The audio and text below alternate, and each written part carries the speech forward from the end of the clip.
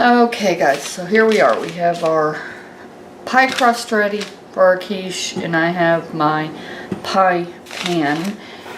And this took a little bit of work, people. I tell you, today is rainy, a lot of humidity, so my pie crust didn't exactly want to do what I wanted it to do. So anyways, but I think I won the battle. So here's my pie crust, and I'm going to very gently put it over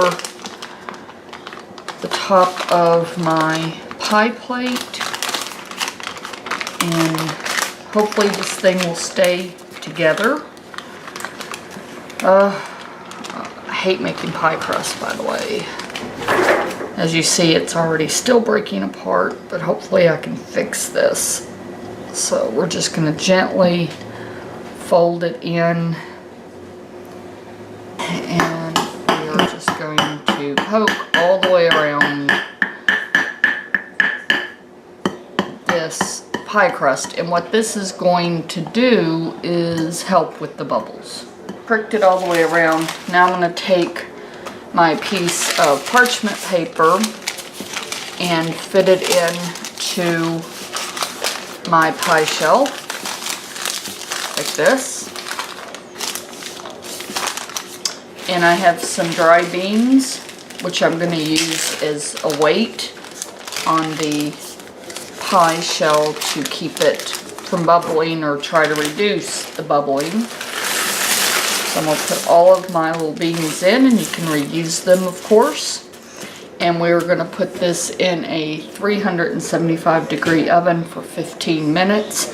Then we're going to back the heat down to 350 and leave it in for 5 minutes. At that point, we will have taken this off after the first 15. So I'll bring you back at the point that this is finished. Okay guys, so here is our pie crust after 15 minutes at 375. So I'm going to take this out. And now we are going to put this back into the oven for 5 minutes at 350 degrees. Uh-oh, I lost part of my crust. Oh, hot but good. Okay. Put this back in for 5 minutes and we'll be right back to finish up our quiche. Okay guys, so here's our finished pie crust. I have some spinach that I have drained and put onto into paper towels and made sure I got all the liquid out.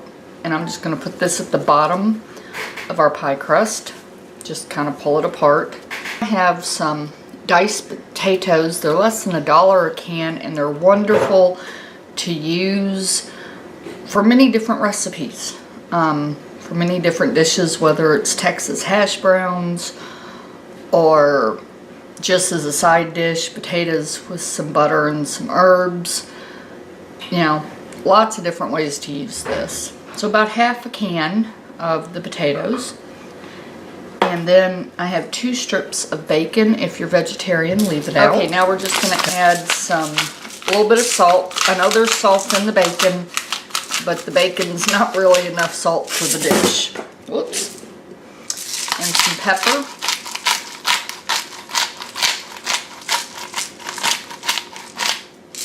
And then we are going to put a layer of cheese, and in this case I'm using marbled cheddar already shredded. I have my bowl.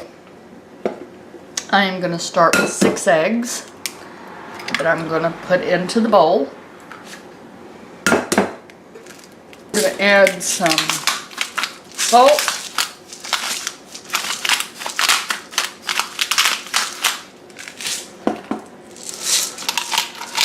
some pepper, a little bit of nutmeg, and about a cup of whipping cream. Now we're just going to mix all this together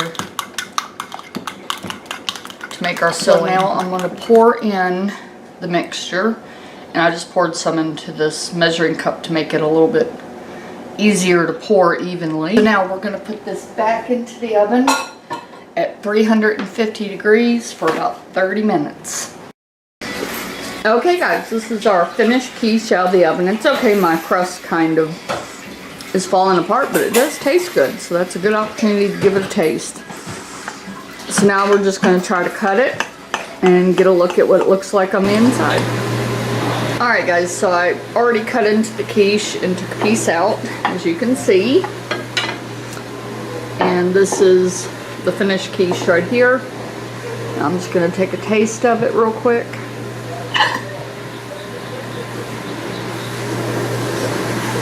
And besides being extremely hot, it was very good. It did take 45 minutes instead of 30 at 350 degrees. Let it rest for 10 minutes and then it's done.